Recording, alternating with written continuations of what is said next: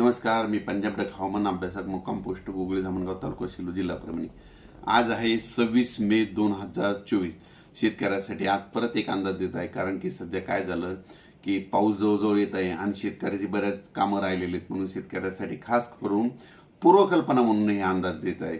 शेतकऱ्याला सांगू इच्छितो की बंगालच्या अंदमान निकोबार बेटावर 22 मे रोजी मान्सून चांगला सक्रिय झाला आणि सक्रिय झाल्याच्या नंतर चांगला समुद्र व्यापून टाकला। पण चक्रीवादळ झाल्याच्या नंतर काय झालं की त्यानं बाष्प थोडं ओढून घेतल्याच्या नंतर थोडा तो कमजोर होईल, परंतु 30 आणि 31 तारखेला मात्र परत पुन्हा सक्रिय होणार आहे आणि त्याच्यामुळे राज्यात महाराष्ट्रामध्ये परत मान्सूनसाठी चांगलं पोषक वातावरण तयार होणार आहे।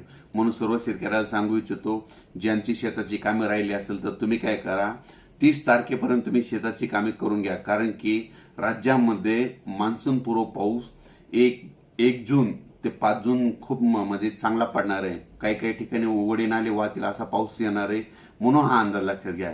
आणि त्याच्या पाठीमागे लगेच 8-9 जूनच्या नंतर परत मान्सूनचा पाऊस येणार आहे, म्हणून हा अंदाज लक्षात घ्यायचा। कारण की सर्व शेतकऱ्याला सांगू इच्छितो, बऱ्याच जणांचा असा गैरसमज आहे 1 जून नंतर 1-2 जूनला पडलेला पाऊस अवकाळी असतो। खरं जर पाहिलं तर शास्त्रशुद्ध अभ्यास केल्याच्या नंतर आतापर्यंत की 1 जून खरं तर पावसाळ्यामध्ये 1 जून नंतर पडलेला पाऊस हा मान्सूनचाच गृहीत धरावा लागतो, पण काय झालं की त्याला लोक गृहीत धरत नाहीत, म्हणून हे अंदाज लक्षात घ्या। परत एक शेतकऱ्याला सांगू इच्छितो की आता 15 मे ते 30 मे दरम्यान ज्या ज्या भागामध्ये पाऊस पडला ना, तर यावर्षी त्या पावसाळ्यामध्ये त्या भागामध्ये यंदा जास्त पाऊस पडतो, हे मात्र लक्षात घ्या। आणि एखादं गाव सुटलं त्या 15 मे ते 30 मे अवकाळी पाऊस तर त्या गावाला म्हणजे परत थोडा पाऊस कमी पडतो, म्हणून ही एक गोष्ट सगळ्यांनी लक्षात घ्यावी।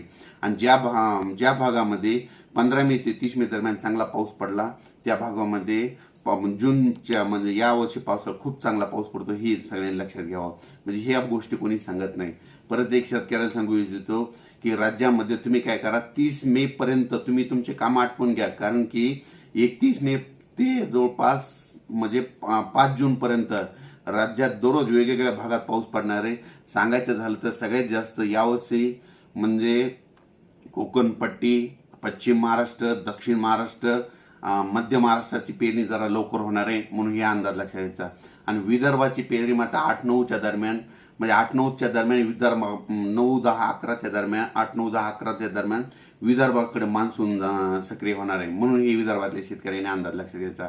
पण सुरुवातीला मात्र पश्चिम महाराष्ट्र, उत्तर महाराष्ट्र, दक्षिण महाराष्ट्र, मध्य महाराष्ट्र, मराठवाड्यामध्ये म्हणजे चांगला म्हणजे 1 ते 5 जून दरम्यान चांगला पाऊस पडणार आहे, म्हणून हे अंदाज लक्षात घ्या। आणि शेतकऱ्याला परत एक सांगू इच्छितो, शेतकऱ्याने पेरणी करत असताना काय करायचं की पाऊस पडल्याच्या नंतर जमिनीमध्ये एक ओल जर गेली तर तुम्ही तुमचा पेरणीचा निर्णय घ्यायचा, आणि जर कमी ओल 4 बोट ओल असेल तर तुम्ही तुमची पेरणी घेऊ नये। आणि परत एक सांगू इच्छितो की 1 ते 5 जून पाऊस पडल्याच्या नंतर परत लगेच त्याच्या पाठीमागं मान्सूनच आहे, म्हणजे मान्सूनचा पाऊस येतोय, म्हणून हे देखील सगळ्यांनी लक्षात घ्यायचं।